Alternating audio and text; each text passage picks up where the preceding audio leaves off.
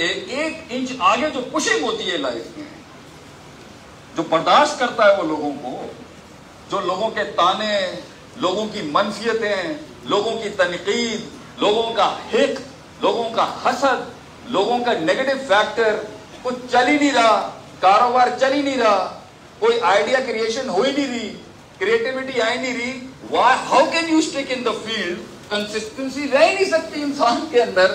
اس کے value strong نہیں، اس کا مادہ، اس کا بیسک گودے میں وہ چیز ہی نہیں ہے. کتنے پڑھے لکھے لوگ ہیں میں جانتا ہوں، کچھ نہیں بنا سکے زندگی کے، نتھنگ.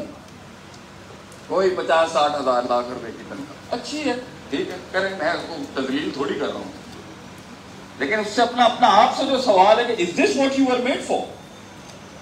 کیا یہ تھی وہ لمٹ؟ یہ تھا اتنا حسن، اتنا جمال، اتنا کمال، آوازیں دیکھیں کتنی ہے ماشاءاللہ سے. اس لیے تھی. ہم جانتے ہیں بڑی آوازوں کو، آج وہ آوازیں تو دور کی بات ہے، صدا بھی نہیں. کیوں؟ Based on values, identity crisis.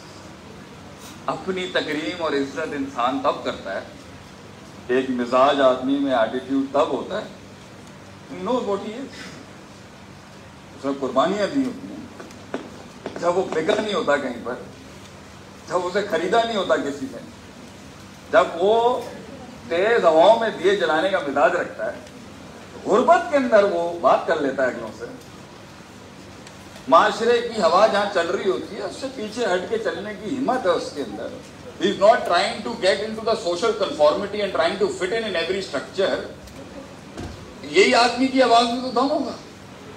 یہ بغاوت اور بدتمیزی نہیں ہے، یہ اس کی ایک خود اعتمادی ہے، یہ اس کی اپنے آپ سے کمٹمنٹ ہے، اپنے باپ دادوں کی ایک تاریخ سے جڑا ہوا ایک عہد ہے اس کی ایک بیس ہے، اس کا ایک سلسلہ ہے پیچھے سے.